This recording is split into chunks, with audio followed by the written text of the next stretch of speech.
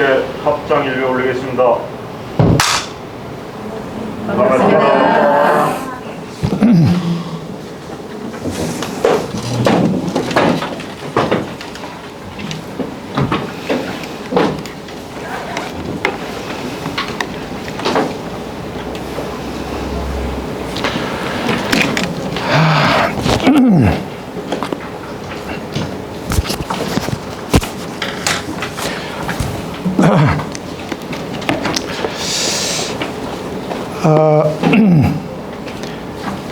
반갑습니다. 오늘 또 성철 스님의 선문정로 이제 보임 무심에 대한 얘기를 대충 정리를 하고 성철 스님 논의 중에 굉장히 핫한 이제 화제거리가 되어 왔던 오매이려 얘기를 오늘 좀 시작을 해볼까 합니다.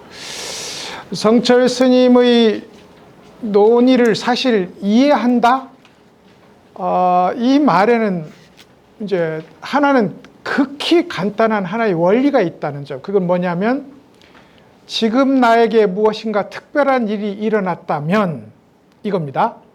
공부를 하는 우리에게 있어서 나에게 무슨 특별한 일이 일어났다면 그것을 점검하는 여러 가지 그 항목들이 있을 텐데 분명한 건 나에게 그 일이 일어났다는 건 거의 10중 8, 999가 그것이 의식, 분별의식의 장난일 뿐이다. 그러므로 그 장난에 속지 말고 관세음보살이 나타나던 어쨌든 내가 관세음보살을 만나는 거잖아요. 우리가 진정한 관세음을 만나는 자리는 거기가 아니라고요. 그래서 관세음보살이 나타나던 심신이 쾌적하고 가벼워지던 내가 사라진 것처럼 보이던 어떤 자리라 해도 그것에 의미를 두지 말고 그리고 그것의 바탕에서 내가 무엇을 이루었노라 하는 자부심을 느끼지 말고 새로 내려놓고 보다 더 수승한 자리를 오직 알 수 없음의 자세로 밀고 나가라. 이거예요. 성철 스님의 전체 법을 하나로 이해하자면. 그래서 이제 그걸 제가 이 소위 견성이라는 것, 도노라는 것은 성철 스님에게 있어서는 원각이다. 도노에 대한 논의가 다양하게 전개됐지만 성철 스님은 완전한 깨달음으로서의 도노만을 진정한 도노라고 할 수 있다. 이것이었고요. 그 다음에 이제 견성인이 지난 시간에 이야기했던 보임이 하는 얘기 역시 아직도 공부할 것이 남아있는 어떤 특별한 자리라면 특별한 게 아니다. 아직도 더 공부할 것이 특별하긴 특별한데 옛 경전을 읽어보고 그것을 거울로 나를 대비시켜 보면 아닌 것을 분명히 확인할 수 있거든요. 그러면 옛 경전을 거울로 대비시켜 봤을 때 그것이 아니라면 그것은 내려놓아야 될 것이지 그걸 바탕으로 발 딛고 나갈 자리가 아니다. 이것이 이제 성철 스님이 일관된 설법이라고 할 수 있어요. 다른 하나는 이제 우리가 이해할 수 없는 자리에 대한 용감함이 필요합니다. 우리는 지금 우리가 이렇게 아니비설신의라는 이 육근의 작용으로 육경을 만나서 육식의 이 인식작용을 이루어 나가는 데 있어서 우리는 이것이 전부라고 생각하는데 이것에서 일어나는 이 일은 어쩌면 빙산의 일각일 가능성이 높다. 아니, 빙산의 일각이다. 프로이드가 이미 그렇게 말했거든요. 육식은 빙산의 꼭대기다. 이렇게 말했어요. 우리도 이제 그 프로이드가 빌려간 이 도식이 불교의 유식이니까 불교 이상의 유식에서 보면 육식은 우리가 알고 있는 이 차원은 빙산의 일각일 뿐인 것은 확실하다고요. 그러면 이 모르는 영역에 대해서 우리는 용감하게 개방적인 태도를 취해야지 내가 모른다고 틀린 것이다 할 수는 없다. 이것이 이제 성철 스님의 설법을 대하는 솔직한 혹은 성실한 우리 입장이라고 생각할 수 있습니다. 대체적으로 이제 이와 관련되어서 학계에서도 의식의 영역 밖에 있는 것들을 이야기할 때마다 이제 그것의 문제점을 지적하는 성철 스님 비판이 제기되기도 했었어요. 그것은 이제 보임 무심의 경우에 있어서도 그렇고 오늘 공부할 오매이려의 경우에 있어서도 그렇습니다. 보임무심을 한번 정리해 보자면 보임무심 역시 똑같은 구조거든요. 일반적으로 보임한다고 했을 때 이걸 한국어로는 보림한다고 읽어요. 우리가 읽자면 보임이지만 이 불교 전통적 독법에 의하면 보림한다. 그럼 이 보림하는 것이 무엇이냐는 것에 대해서 기존에 참선하시는 분들은 언뜻 본 진리의 어떤 본 모습이 있다고요. 그 진리를 본 모습을 잘 간직해서 잘 보호해서 그것이 풍파를 타지 않고 새로 일어나는 번뇌에 먹히지 않도록 거듭거듭 잘 관리하고 잘 가꿔야 된다. 이런 의미에서의 보림이었어요. 근데 이제 성철 스님은 이제까지 공부했듯이 성철 스님이 말씀하시는 보림이라는 것은 완전한 깨달음에 이르러서 부처로서 실천해 나가는 일, 이걸 한문으로 사상점수라고 합니다. 구체적 일에 있어서의 점차적 닦음, 이미 정신은 해결이 다 됐고 행동할 때 이제 조금 더 능숙하지 못하거나 더듬거리거나 이건 번뇌의 소치가 아니거든요. 그래서 그런 일들을 다 다듬어서 불가사의한 신통력이 넘치는 부처의 익숙한 부처로 건너가는 일이다. 이걸 보림이라고 하겠다. 해야 된다. 이것이 이제 성철 스님의 보임무심의 핵심이었어요. 그리고 그것이 이제 인용문들이 끝날 즈음에 우리가 다 보지는 않았습니다만 더 보지 않아도 되는 것은 뭐 이제 여러분들도 공부 보니까 그런 거고요. 우리에게 이 보임무심의 설법이 중요한 이유는 우리는 특별한 체험을 안 한 사람도 있고 깨달음이라고 내가 주장한 적도 없는데 보임이라는 이 항목을 우리 공부하는 것이 우리에게 무슨 소용이 있을까라고 말씀하시는 분들이 많이 있어서 실제로 이 보임은 깨달음 이후의 닦음 혹은 깨달음 이후의 정리에 해당하긴 하지만 초보 수행자로부터 고급 완성된 수행자에 이르기까지 보임은 일관된 불교 수행의 구조를 보여주고 있다. 그러니까 우리 공부는 어떤 식으로 하는 거냐면 우리가 본래 갖고 있는 본래 깨달음, 이걸 무심이라고 합시다. 실제로 무심, 본래 깨달음, 진여, 한마음, 법계, 12인연, 중도, 이게 다 같은 말이에요. 제가 그러잖아요. 불교의 모든 성스러운 말은 등호로, 이 꼬르로 연결된다. 응? 등호로 연결된다. 이겁니다. 그러니까 이제 이 보임 무심, 그래 무심이라는 것, 본래 깨달음이라는 것, 진여라는 것, 이게 우리 몸에 조금의 결손도 없이 완전하게 갖춰져 있다. 그러면 이것을 갖추고 있는 것을 잘 보호하기 위해서 우리는 뭘 할 거냐? 처음에는 이것이 있는 줄 모르니 이것이 있는 줄 알기 위해서 부처님도 자꾸 쳐다보고, 진짜입니다. 부처님을 자꾸 쳐다보는 이유는 이것이 자꾸 쳐다보고 자꾸 바라보고 염두에 두어서 잊지 않아. 이게 뭐지요? 이게 염불입니다. 염불이 관세음보살 입으로 한 게 아니라 염두에 두어서 잊지 않는 일. 이 관세음보살의 마음과 관세음보살의 모양과 관세음보살의 공덕과 관세음보살의 작용을 모두 염두에서 두어서 잊지 않는 일을 염불이라고 해요. 근데 그 염두에서 두어서 잊지 않다가 이제 모든 세상 만물에서 관세음보살을 보기 시작하면 이게 이제 우리 속에 있는 진여가 드러난 현장이거든요. 비록 영상을 빌렸기는 하지만은 그러면 이제 그걸 잘 보호해 나간다고요. 그래서 잘 보호해 나가고 본래 그것의 막강한 힘에 나의 바람에 흔들리는 풀과 같은 이걸 맡겨두는 일, 이게 임입니다. 그래서 이제 초급 수행이나 중급 수행이나 고급 수행이나 내가 용을 써서 공부하는 것처럼 보이지만 조금 공부하다 보면요, 이거 금방 넘어가요. 아주 애써서 공부하는 것은 아무리 생각해도 엔진 돌릴 때, 예전 구식 엔진 돌릴 때 힘써서 한번 돌리는 것과 같고, 저 밑에 풍부한 지하수를 뿜어 올리기 위해서 서너 번의 펌프질을 하는 것과 같다. 그 다음은 나오는 물을 잘 나오게 하면 돼요. 그러면 한두 번 힘을 주면 계속 나오던 물은 콸콸콸 나오게 돼 있잖아요. 이것이 이제 보임의 구조다 이 말입니다. 우리에게는 깨달음이라는 부처라는 완전한 지하수가 우리에게 다 갖춰져 있다. 이걸 뿜어올리는 일을 하는데 우리가 전부 공부라고 생각하는 그 일은 사실은 시작 단계이고 진짜 공부에 들어가면 보호하고 맡기고 보호하고 맡기는 그 구조로 진행된다. 이게 이제 보임무심의 공부였어요. 근데 이제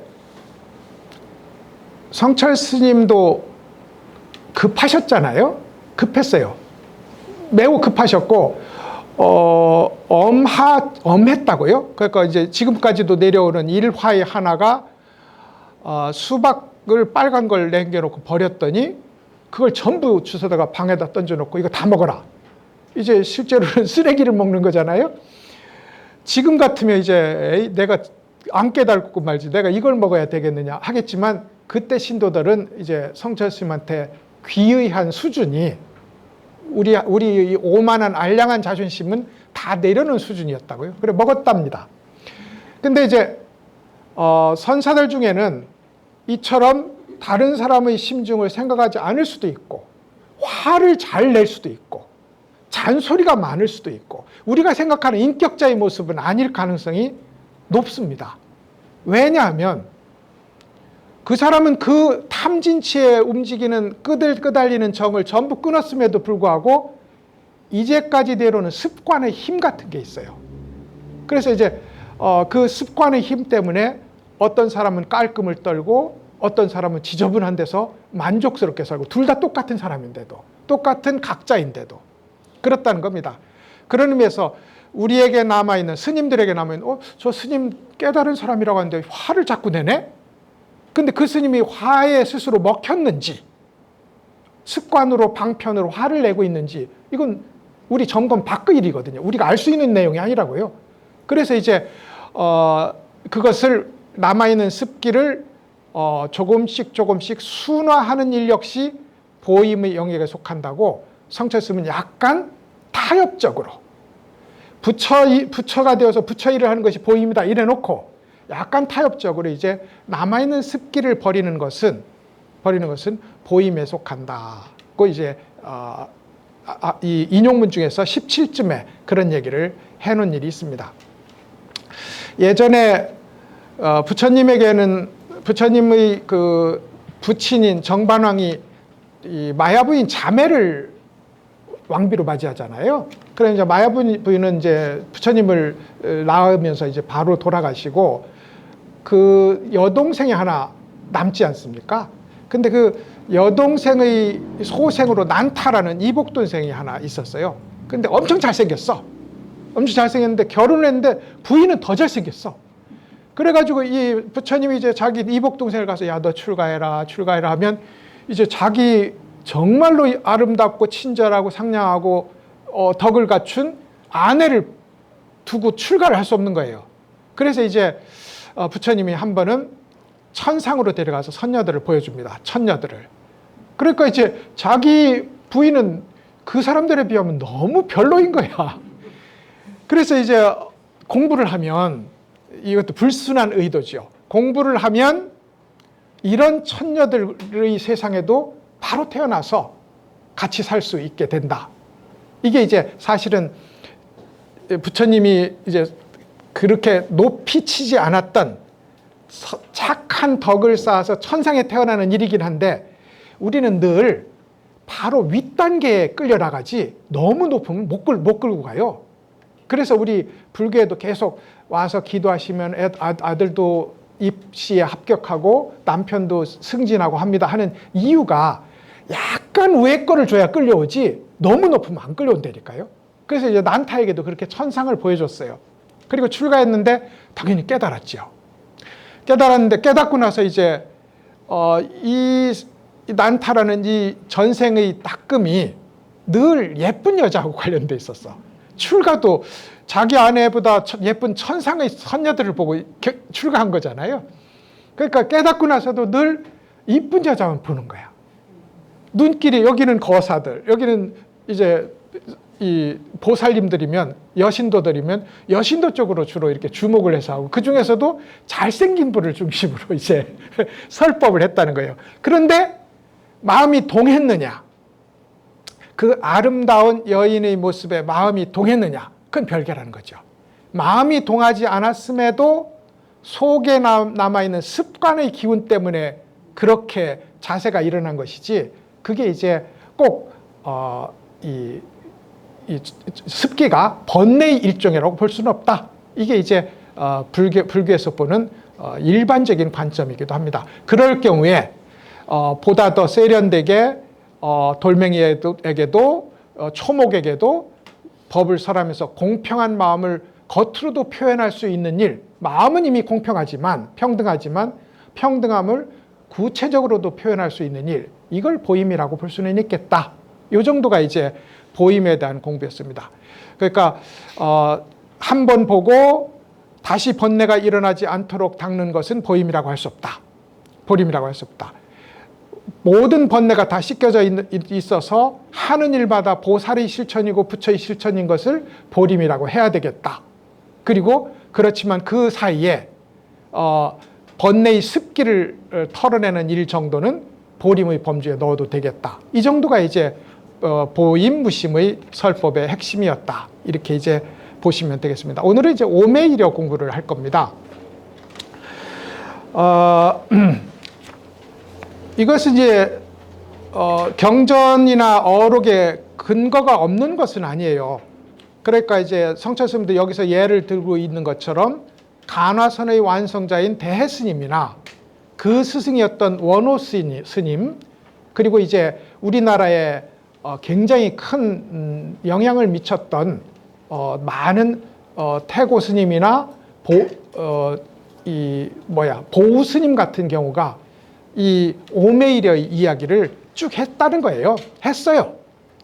했는데 이제 2008년쯤에 이제 성철 스님에 대한 논쟁은 두 번 일어났다고 저는 생각해요. 하나는 도노, 여러분도 알고 있듯이 도노 돈수냐 도노 점수냐, 이 얘기도 그거거든요.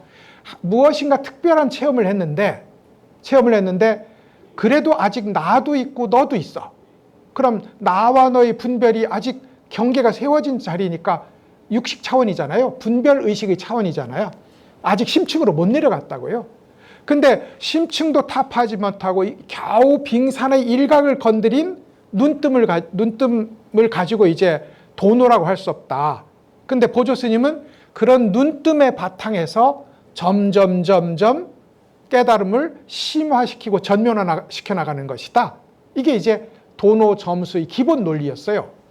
그리고 이제 우리는 조계종이고 종조가 보조 스님이다 보니 성철 스님이 보조 스님을 이걸 잘못된 견해다, 사견이다, 삿된 견해다까지 이제 몰아붙이면서 이제 논쟁이 일어났거든요. 송광사하고 해인사의 논쟁이라고도 부르고, 사실은 이제 보조 스님을 따르는 입장과 성철 스님을 따라 실천하는 입장의 충돌이라고도 할 수 있어요. 뭐 저는 이 논쟁에 흥미롭게 보기도 했고 꽤 수준 있는 논의였다고 생각하고요. 근데 이제 그게 상당히 오랫동안 심도 있게 진행되었고, 그 이후에 2008년이 되면 이제 꽤 오랜 시간 지난 뒤에 오매이려는 가능한가라는 한 승려이기도 했고 공부도 열심히 하시고 출판사를 잘 되는 출판사를 운영하는 그런 이제 불교 문화인이 이 오매이려는 건 불가능한 거다, 이렇게 비판을 합니다. 그러니까 이제 오매이려는 불가능할 뿐더러 성철 스님이 주장하는 오매이려의 주장은 비논리와 모순으로 가득 차 있다. 그러므로 성철 스님 오매이려는 틀렸다. 이렇게 이제 주장하는 출판사 사장이었던 윤창화 씨라는 분이 이제 이렇게 주장을 해요. 그리고 이제 기본적으로 이런 주장을 한 거죠. 그것은 생리적으로 불가능하다. 그러니까 이제 그 사람이 생각하는 생리라는 것은 보고 내가 그것을 보고 그것을 인식하는 차원, 두뇌가 돌아가는 차원인 거예요. 근데 우리가 두뇌를 얼마만큼 이해했는지, 우리가 과학적으로 규모하고 있는 두뇌가 도대체 얼마만큼인지 10분의 1 될까요? 그럼 너무 오만한 거지. 우리가 과학을 너무 믿는 거지. 실제로는 아마도 이후의 과학이 발전하는데 맡겨둔다 해도 우리가 지금 생리에 대해서, 두뇌에 대해서, 사람의 인식작용에 대해서 아는 일은 100분의 1, 1000분의 1이라고 해도 너무 과한 것일 수 있어요. 그렇잖아요. 그죠? 우리가 좌뇌에서는 뭘 하고 우뇌에서는 뭘 하고 10년 전에 혹은 50년 전에 이 얘기를 알았겠어요? 근데 우리는 점점 더 많이 알아가. 근데 지금 알고 있는 생리상 불가능하다. 이 말이 이게 이제 사실은 굉장히 큰 모순을 안고 있는 거죠. 그런 의미에서 이제 윤창화 씨가 촉발시킨 이 논쟁이 이후에 이제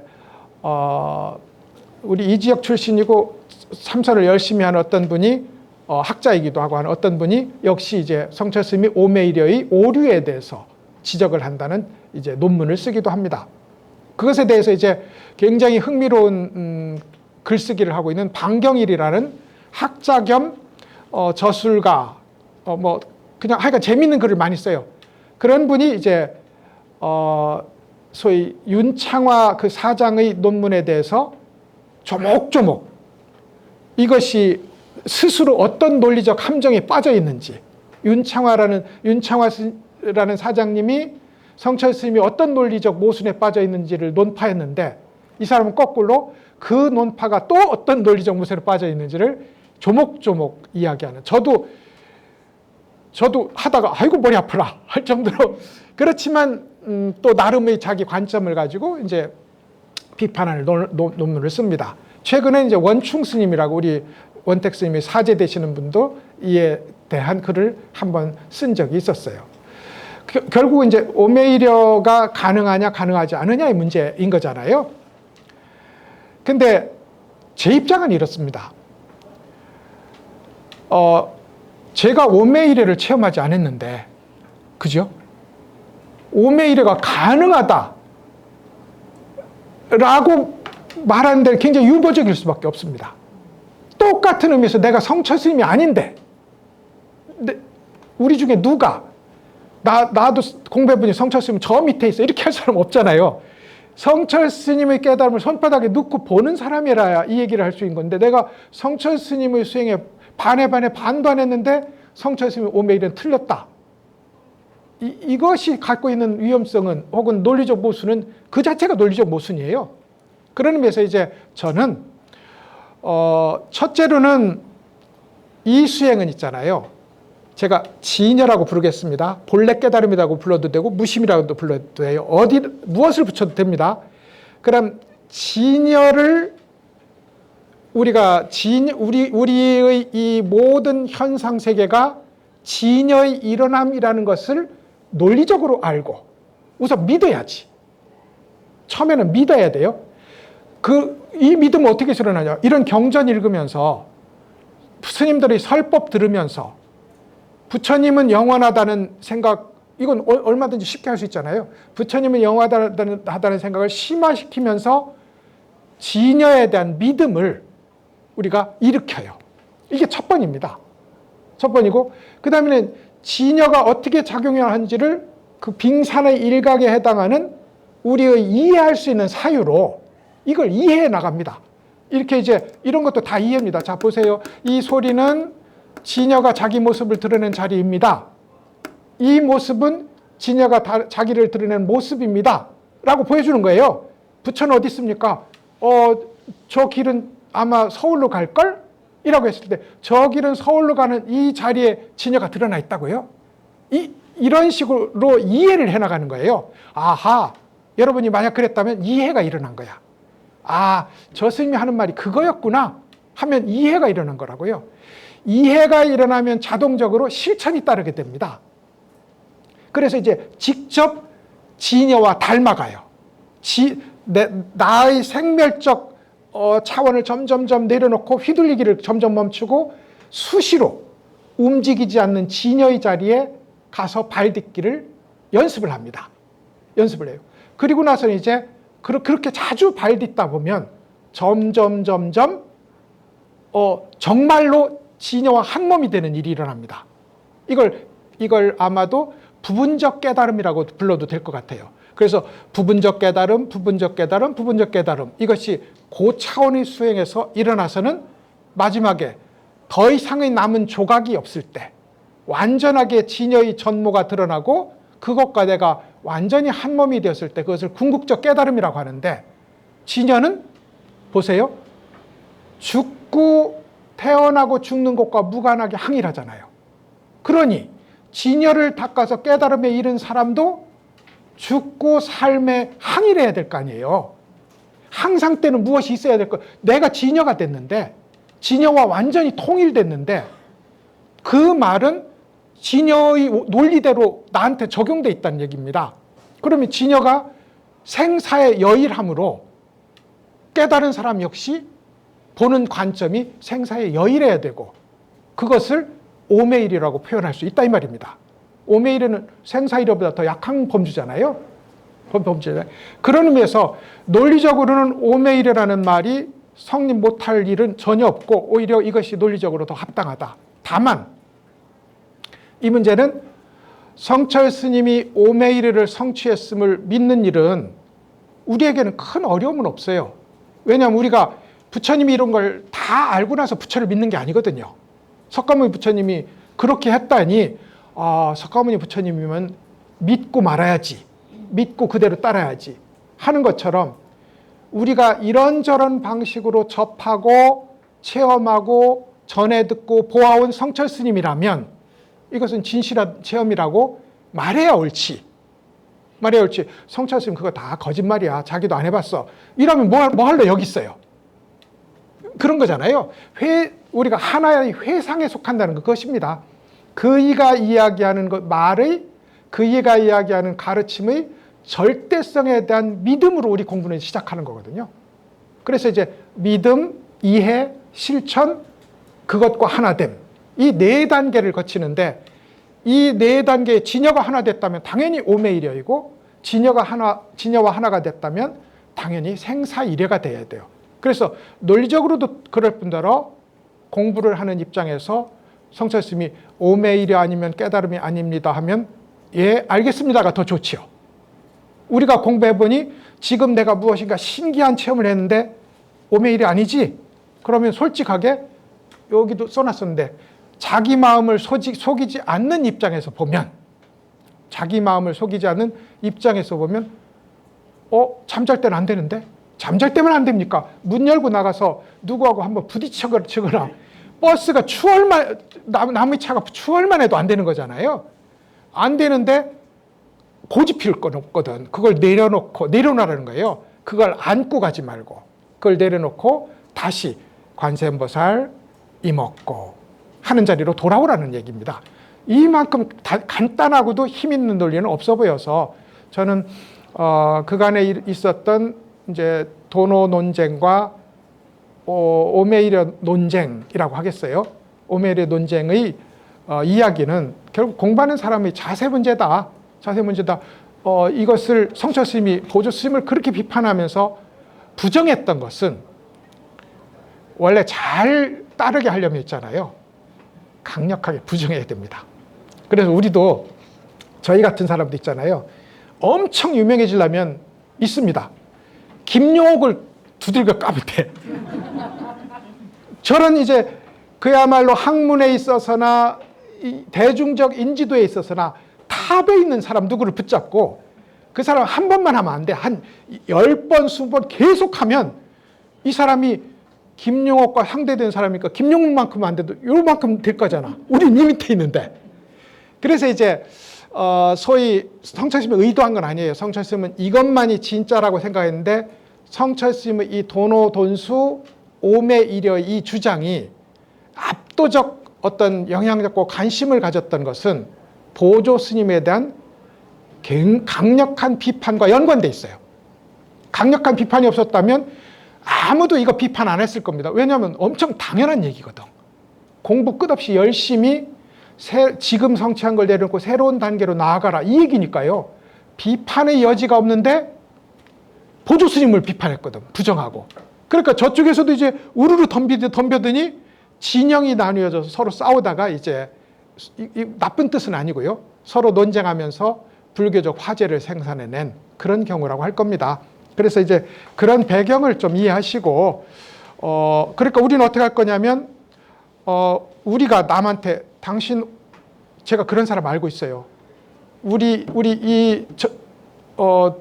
그러니까 큰 스님 문중에서 공부를 한 어떤 분인데 도가 높은 스님한테 가서 스님은 오메이려 됩니까? 그래서 안 되는 것 같은데 그러니까 오메이려가 안 되면 큰 스님 아니지요. 이렇게 했다는 거예요.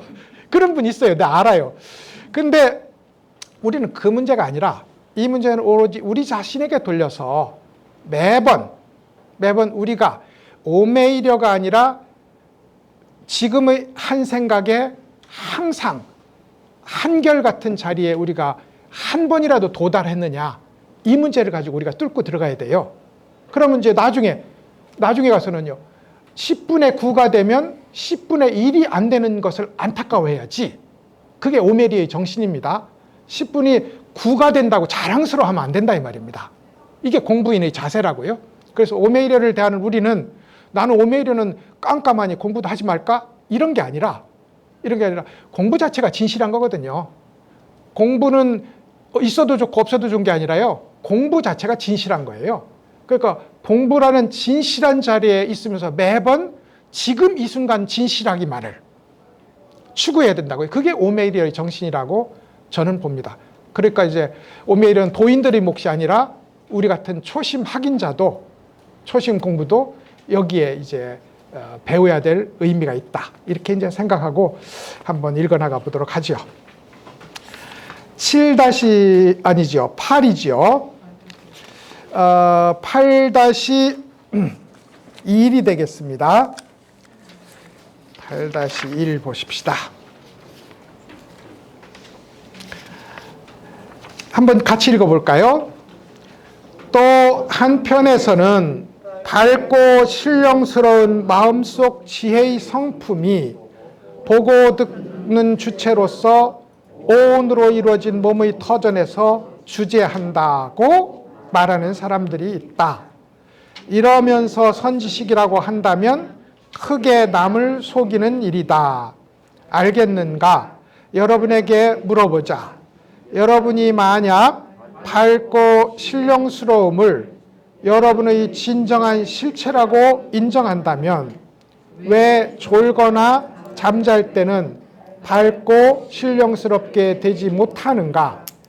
만약 졸거나 잠잘 때는 실체가 아니라고 한다면 어째서 밝고 신령스러울 때는 여러분은 또 알게 되는가? 이것을 가리켜 도적을 아들로 여긴다고 말하는 것으로서 생사의 뿌리이며 망상이 일어나는 기미이다. 네, 성철 스님의 문장과 달리 이제 제가 최고로 알아듣기 쉽게 한번 다시 현대어로 번역을 했는데 제가 지금 읽어보면서 참 글 어렵게 썼네, 이런 생각이 듭니다. 내용은 엄청 쉬운 내용이에요. 그게 뭐냐면 한문으로 소소영령, 밝고 신령스럽다. 이걸 소소니까 아주 밝고, 영령 아주 신령스러워요. 2번 반복하면 아주거든요. 그럼 아주 밝고 아주 신령스러운 알미 하나 여기 있어요. 그럼 어떻게 여기 있나요?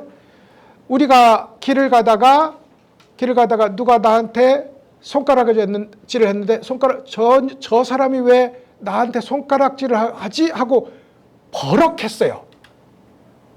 이건 매한 겁니다. 이건 어두운 거예요. 거기에 휩쓸렸으므로 내가 뭐 하고 있는지 몰라요. 그런데 잠깐 멈추면 버럭하는 이걸 알아차리는 놈이 있지요.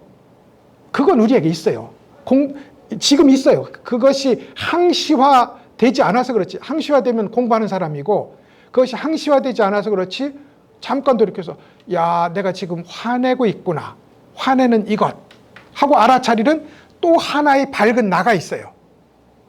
이걸 소소영령이라고 우선 불러요. 이걸 소소영령이라는 건 거울처럼 알아차리는 알의 자리가 하나 있다 이 말입니다. 유식으로 말하면 이걸 자증분이라고 불러도 되겠습니다. 지금 내가 활동하고 있는 것을 알아차리는 또 하나의 밝은 나가 있다니까요.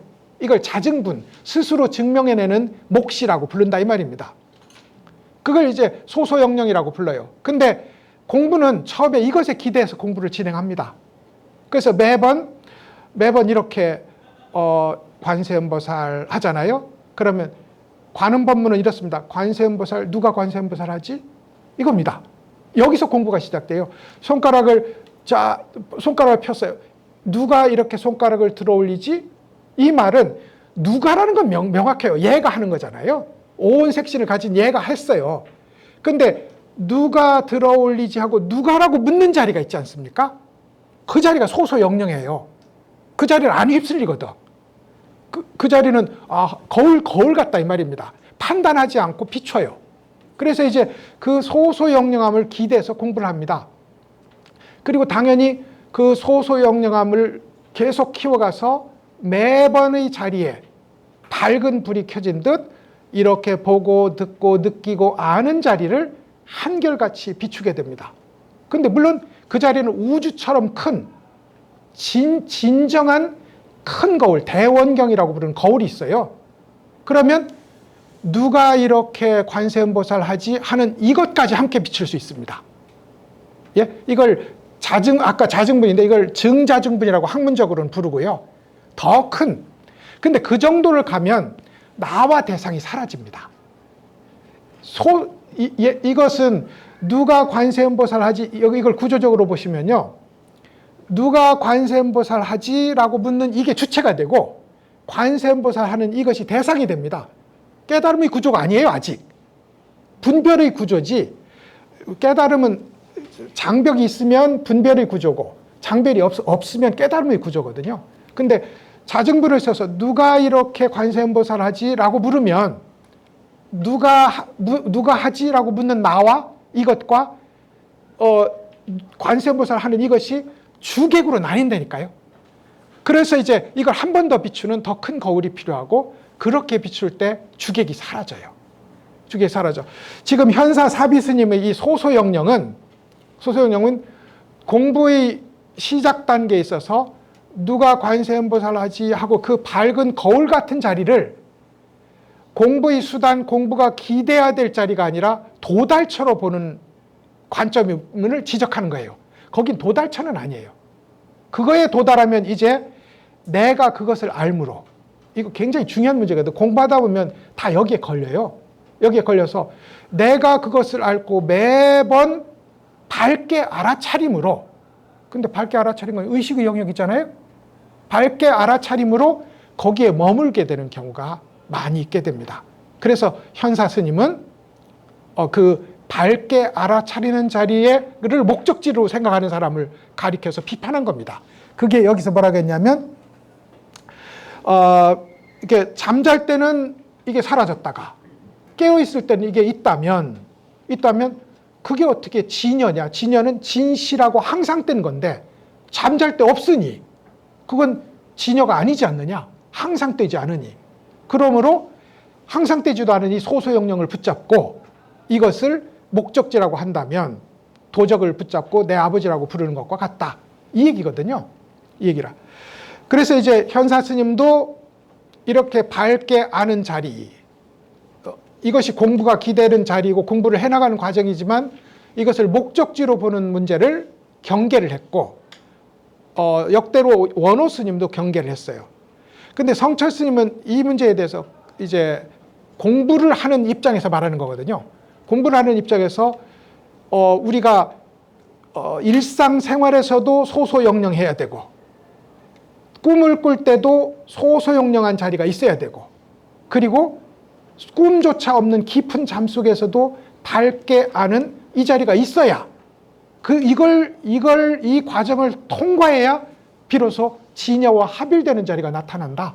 이렇게 주장을 한 거예요. 그러니까 성철 스님도 소소영령이 본질이라고 한 적은 없어요.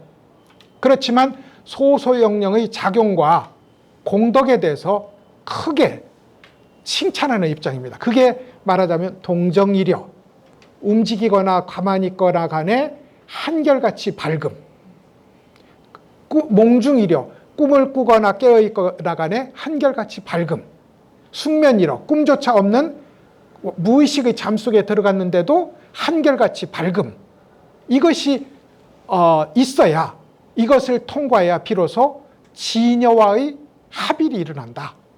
더 큰 우주적 암에 도달할 수 있다. 이 말입니다. 우주적 알밈으로 나와 우주가 한 몸이에요. 그때의 알은 이걸 꼬집으면 아야 하는 거지. 내가 보니 내 손이 아프네. 이렇게 보지 않는 겁니다. 내가 보니 주체, 내 손이 대상이잖아요. 아프네. 이렇게 보는 것이 아니라 이건 그럴 걸 필요로 하지 않잖아요. 이렇게 꼬집는 것은 그 과정이 필요 없어요. 이걸 다이아몬드, 금강석과 같이 단단한 하나의 몸체라고 불러요. 공부를 하면 동체 대비가 되잖아요. 중생의 아픔이 내 아픔이잖아요. 내 손이 아픈 것처럼 안 되니까요. 왜요?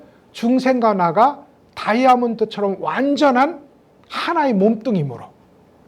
초목이 아프면 내가 아프잖아요. 초목과 내가 완전한 한 몸이므로. 그걸 동체 대비라고 부른다고요. 이걸 그래서 소소영령에 대비되는 진여와 합일된 자리는 금강의 바른 몸뚱이라고 부릅니다. 그래서 성철 스님은 소소영령을 목적지로 제시한 적이 없는데 이제 다만 현사스님의 이 말을 빌려서 꿈속에서도 밝아야 된다 하는 논리를 이제 가져옵니다. 꿈속에서도 밝다. 관세음보살 하다 보면 꿈속에서도 관세음보살 하지요? 합니다. 한데 이제 그걸 밝다고는 못해요. 왜냐하면 하기도 하고 안 하기도 하거든요. 오늘 열심히 자기 전에 열심히 하면 그래서 자기 전에 열심히 해야 돼요. 그러면 엄청 이익입니다. 자기 전에 열심히 이목구를 하면 그러면 잠이 안 오긴 합니다. 잠 안 오면 더 좋죠? 더 하면 되잖아요. 그래서 자기 전에 열심히 화두를 참고하면 잠에 들어서도 참고를 하게 돼요. 근데 성철스님이 말하는 몽중이래는 그것은 아닙니다. 이거는 하기도 하고 안 하기도 합니다. 우리가 경험하는 꿈속에서의 연불이나 꿈속에서의 화두는 성철스님은 꿈속에서도 한결같이 화두가 들려지고 소소영령한 밝은 알아차림이 유지되는 자리, 이것이 몽중이래라고 봤어요. 우리는 동정이래가 안 되는 거예요. 아주 솔직하게 참선을 하면 명확하게 아는 자리가 나타나고 일어나면 사라지는 겁니다. 사라지는 거예요. 아무리 수준을 높여 잡아도. 근데 이제 성철스님은 그래서 누굴 참선을 턱 하면 화두가 성성하면 내가 도달한 자리가 여기인가? 아니면 밥 먹고 차를 마시는데도 이게 역력하면 내가 도달한 자리가 곧 부처가 도달한 자리구나. 차별이 없거든요. 도달한 자리구나 하고 자부하는 사람이 있다면 아니다. 스스로 이 가슴에 손을 얹고 물어봐라. 꿈속에 드느냐. 실제로 이걸 물어봤어요. 물어봐서 아마도 우리 중에도 스님들의 법거량이라고 부르는 소위 동문서답. 돈은 어디 있습니까? 이 뜰 앞에 잣나무지. 돈은 어디 있습니까? 잠깐만 꽃부터 주워놓고. 이 모든 이 자리, 그 모든 이 자리를 보고 나도 그 정도는 알만하니 내가 깨달은 것이 아닐까 생각하는 사람이 있다면, 그리고 그렇게 접근한 사람이 많아요.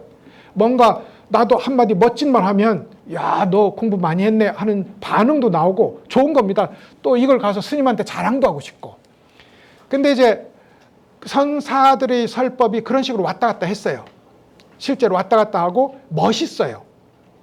멋있고 증명할 수 있는 거리도 있고요. 거리도 있고 한 10번 물어보면 대부분 미천이 바닥 나거든요. 그래서 거리가 있는데 10번 물어볼 실력이 없는 사람들은 한 2번 물어보고 우리 서로 깨달았다고 치자. 이렇게 가는 경우도 있다 이 말입니다. 있다. 그래서 이제 성철스님은 여기서 이제 아주 분명하게 멋있기를 포기합니다. 멋있기. 자, 이게 뭡니까? 그러면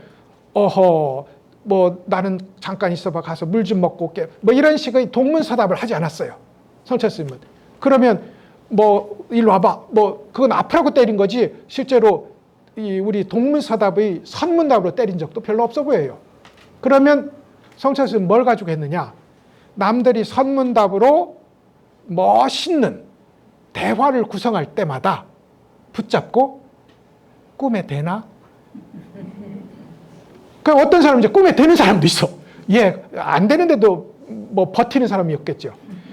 꿈에도 됩니다. 그럼 꿈 없을 때도 되나? 하면 이제 여기서는 아무리 양심불량이라고 해도 아하 그거는 그러면 안 돼. 그럼 다시 이목구로 초보자로 돌아가. 이거거든요. 초보자로 돌아가. 이목구. 근데 여러분 아쉬워할 건 없어요. 여러분이 어떤 자리에 도달하면 그 자리에서 잘 안 물러나요. 공부를 하는 한 내가 체험한 그 자리에서 더 나가지. 똑같은 이목구라도 다른 자리가 있어요. 매번 다릅니다. 그래서 다시 이목구 한다고 해서 10년 전 공부할 때로 돌아가라는 뜻은 아니에요.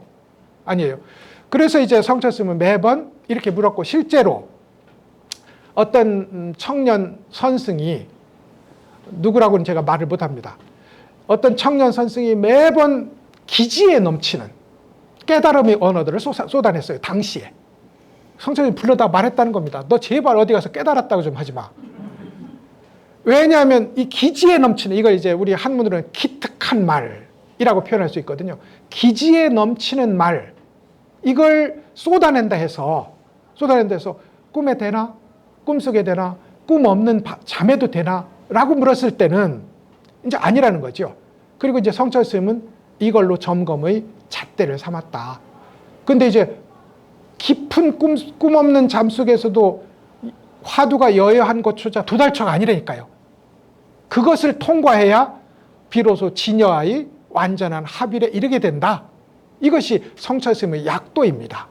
그 약도를 이제 가지고 사람들이 해보니 안 되니까 신경질이 난 거야. 나도 남들이 보면 방장이고 대종사인데 성철스님한테 가면 그냥 어린애처럼 시끄러 가서 이 먹거나 해. 이렇게 하니 신경질이 난 거야. 학자들은 내가 이해할 수 없는 영역을 가지고, 알 수 없는 영역을 가지고 잘난 척하는 것처럼 보이는 거예요. 무슨 말씀인지 알죠? 학자들이 스님 싫어하는 이유가 그겁니다. 참선 조금 했다고 내가 공부한 시간으로 보면 저보다 훨씬 많은데 알 수 없는 걸 가지고 내가 당신보다 훨씬 많이 알고 훨씬 잘 알고 있는데 당신 공부 가짜라고 하니까, 그래서 이제 이 오매이려 몽중이려에 대한 비판들이 이제 쇄도하게 됩니다. 다만 우리가 기억해야 될 것은, 우리가 알고 공부하는 영역이라는 게 제대로 잘해봤자 빙산의 일각이다. 참선 공부는 빙산의 밑부분까지 모두 관통해 나가는 공부이기 때문에 당연히 우리가 이지적으로 알 수 있는 영역을 넘어서 있다. 이 부분을 이제 우리는 인정을 해야 된다고 생각을 합니다. 50분이니까 쉬어야 됩니다. 잠깐 쉬었다 하시죠.